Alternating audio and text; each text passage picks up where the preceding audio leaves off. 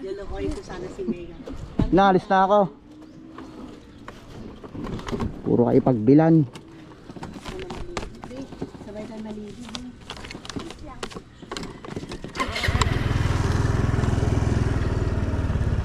Ay, sakit likod ko. Oras na ba? 4:57. Tama ba yung oras ko? 8. Ano?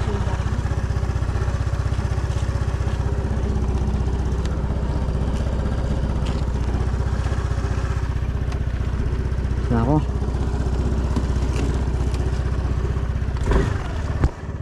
Bye bye.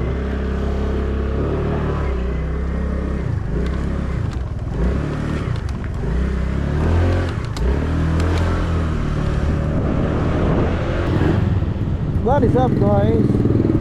Right here. And today is Good Friday. So papunta tayo ngayon na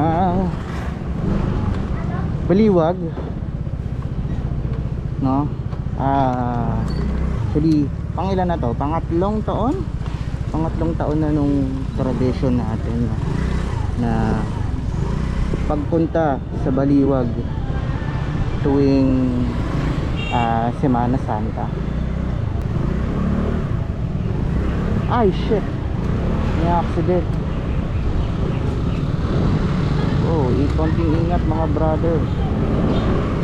So yun, may aksidente. Parang wala si brother. Pag ganun, parang wala naman nakapag na sa sasakyan. Okay guys, sa mga riders dyan, ako po, mga sir, mga ma'am, ingat-ingat tayo. Isa lang ang buhay natin, wala tayong respawn dito guys. Diba? Pag-iingat.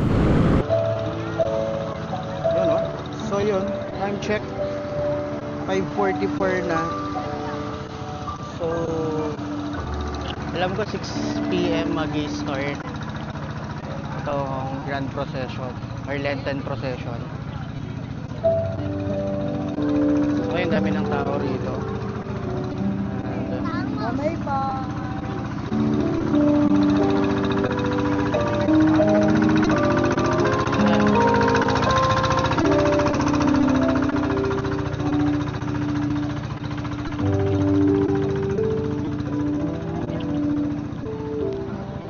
yan.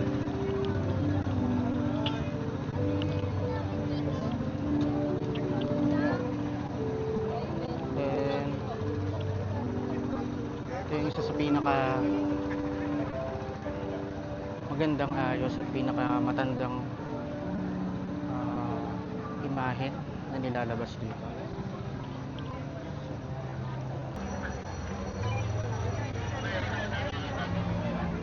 So ito, daanan natin yung iba pang karosang kasama. So dito rin sa side marami. Ate, nabibigyan ka ng po. Pag-init na lang po. Ito, sa side na to, marami pa naka-line. Marami pa naka-line dito. So yan. Mayan ako pipitik dun sa may pinag-parkingan ko kasi maganda naman yung pwesto. At sabi naman nung enforcer na nandun, dun mismo sa street na yun, dadaan naman mamaya. Or iikutan naman mamaya nung prosesyon. So siguro doon na lang ako pipitik. Pero gaganda eh. Parang gusto ko nang pitikan ngayon dito. Pero ayan, video muna tayo. So yung isa nga kaninang nakausap namin habang nagme-merienda ako is 200 years nang nasa pamilya nila yung poon. So diba, imagine nyo kung gaano kahirap maintain itong ganitong klaseng mga santo. So ayan, at ito marami pa doon. And then doon ako nakapark sa may gilid ng simbahan banda. doon marami pa rin nakapila. So hopefully mapitikan natin yan lahat mamaya.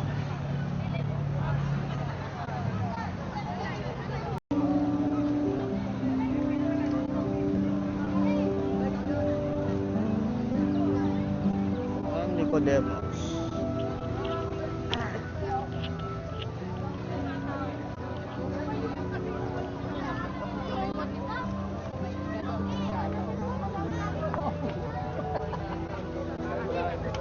Pumunta kami dun sa, doon kami pumunta baba sa SM.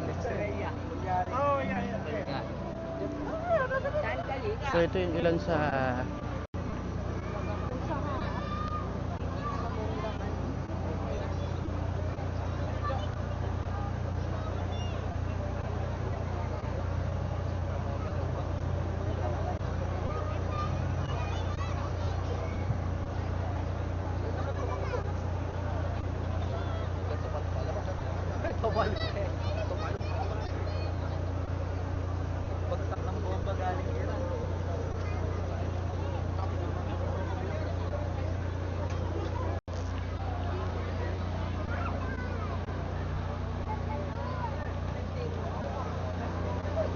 so ayan.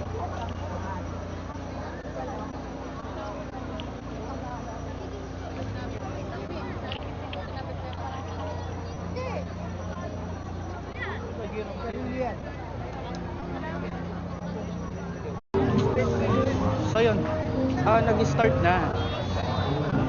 Nag-start na yung prosesyon. So yan. So doon na tayo pupwesto sa may parking space na pinag-parkingan ko kanina. So ito, nag-start na. Sige po, atras po tayo konti. Atras.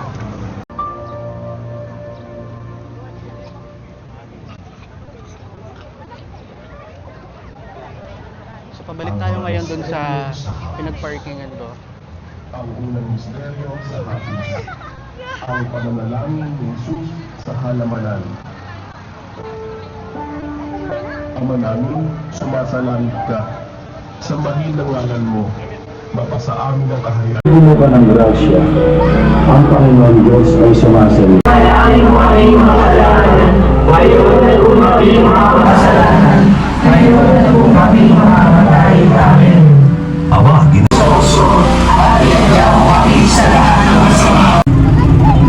Reyna ng ating unang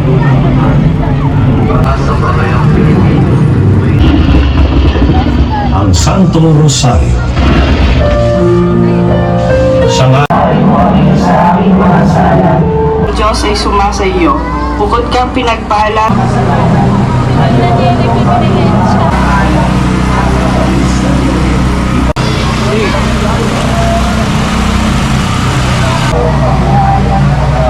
Ama, sa Anak at sa Espiritu Santo.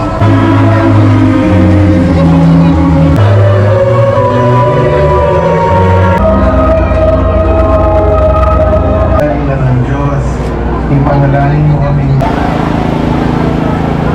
Maria. Pinagpala naman ang iyong anak na si Jesus.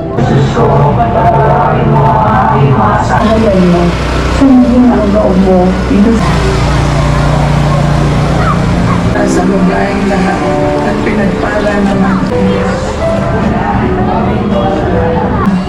sa anak at sa Espiritu Santo.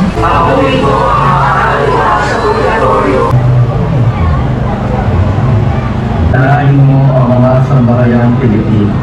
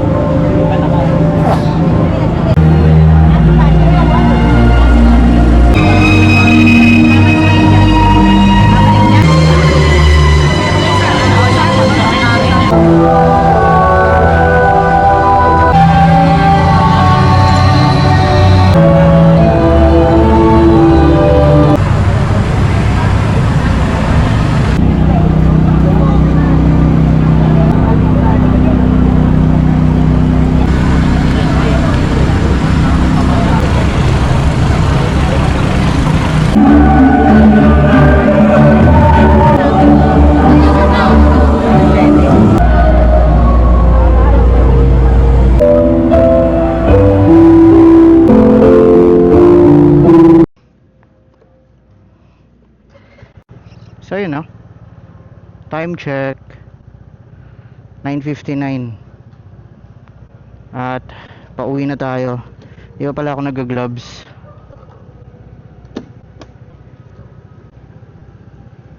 Pauwi na tayo. Inabot tayo ng 10. No? Nako, kailangan ko yatang gumilid. Gilid muna tayo kasi may karosang dadaan. Yan. Pa ako naka-gloves eh.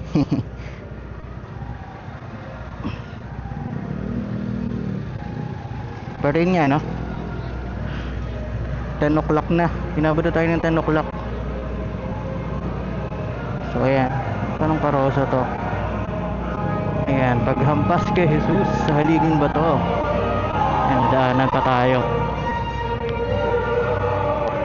So doon sa pwesto ko, parang 9:30 na halos nakadaan yung huling imahen, no? So ganun kahaba yung procession. Nag-start siya around 6 PM.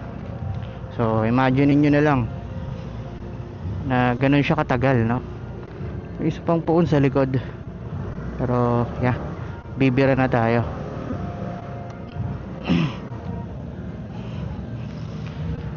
So yung daan natin dun sa ruta kanina, no? Dun pa rin. Alright. So ganito palagi halos sa lahat ng lugar or bayan dito sa Bulacan, no? Kaya actually di lang sa Bulacan, pero ano lang, siguro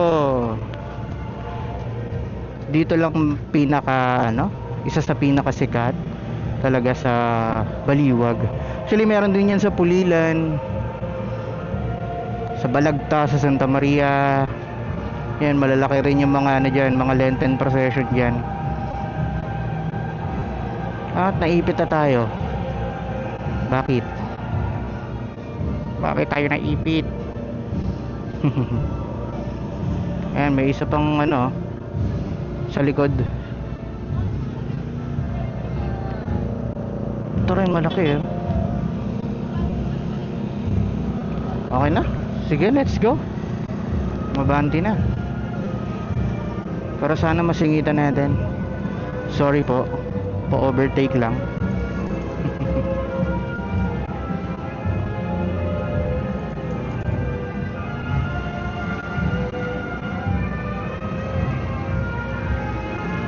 Tama ka overtake.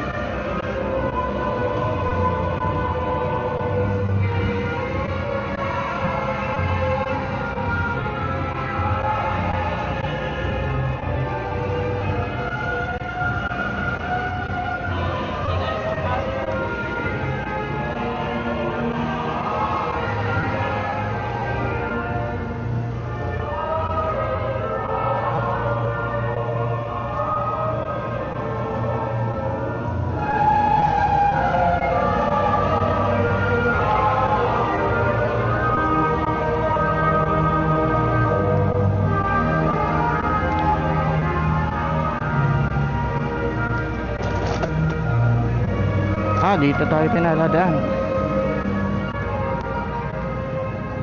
Dito ko pinapadaan ng mapa Dito ko pinapadaan ng mapa.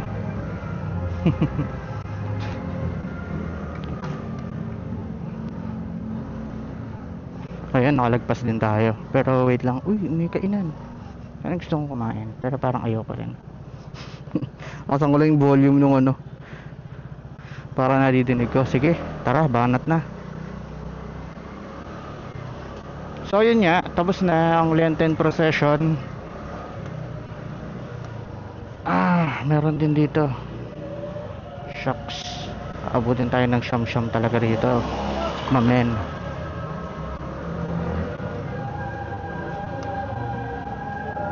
Naabot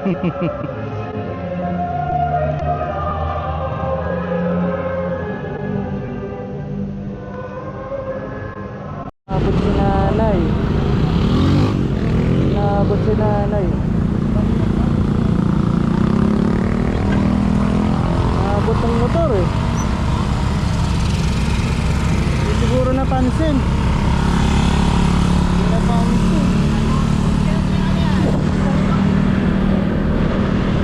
Actually, di kasi ako recording kanina. Napa-record lang saglit. Parang kinabahan ako bigla. Kasi, ano eh, pangatlo akong motor.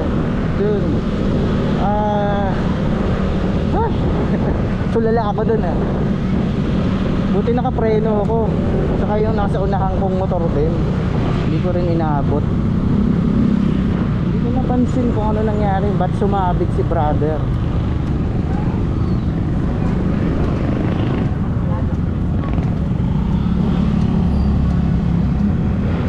Hindi ko napansin ba't umabit. Pwede dito. Ayan, pwede dito.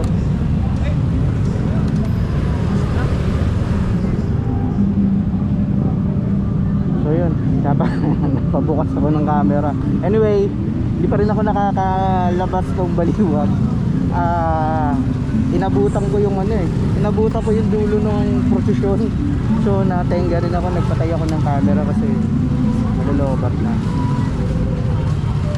So, patayin ko na lang muna ulit. Okay, sige. So ito na yung Manila. Kakanan na tayo rito. No? Nagbukas na ako ng camera. Saka nag-check na rin ng mga gamit-gamit natin dito. Uy, ang dilim. Kakatakot.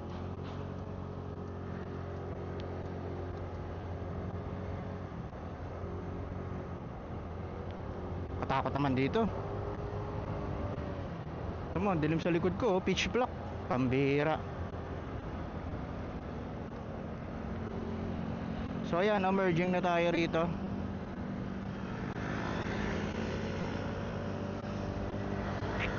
So 8 kilometers daw to base kay Waze na tuloy-tuloy na kalsada.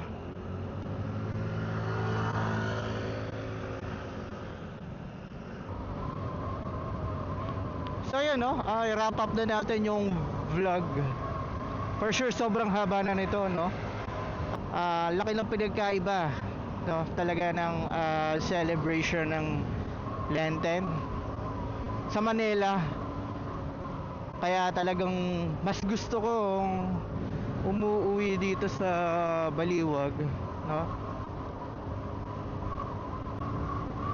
So ayun, siguro dito na natin i-wrap up yung video for today no. Kasi nalilibang na rin ako sa pagdadrive. Actually, ganda ng kalsada rito, ang luwag. And I think that's it. Sa mga susunod na Lenten season sana, kung interested kayo na ma-experience din kung ano ba yung na-experience ko dito, para magets nyo yung sinasabi kong pagkakaiba nung Lenten celebration sa Manila versus dito no, sa mga probinsya kagaya dito sa Baliwag. Yun, pwede nyo siguro dali ng family nyo dito, friends, barkada no, para maiba naman. Ang tradition ko nga dyan is pag Holy Thursday nagbibisita iglesia ako sa mga malalapit na churches sa amin. Then Friday, eto na, pwede na kayo dito. Meron mga resort dito no, so pwede rin kayo mag staycation dito pagkatapos niyo manood or ma-witness yung longest Lenten procession sa buong Pilipinas no. Pag uwi nyo, uwi kayo sa resort or kung saan kayo mag-stay dito na transient or any staycation accommodation, pwede naman, di ba? Kumbaga, nakapagbakasyon na kayo, takas na kayo no. Kahit pa paano sa buhay sa Metro Manila, nakapagninay-nilay pa kayo. At mapapa-experience nyo pa sa younger generation no, yung Lenten celebration na hindi na natin masyadong nawi-witness sa Manila. So yun lang guys, hopefully kahit mahaba tong video na to for sure, sana nag-enjoy kayo, no? So yun lang, stay safe and always remember to pray hard cause it works. Shoo!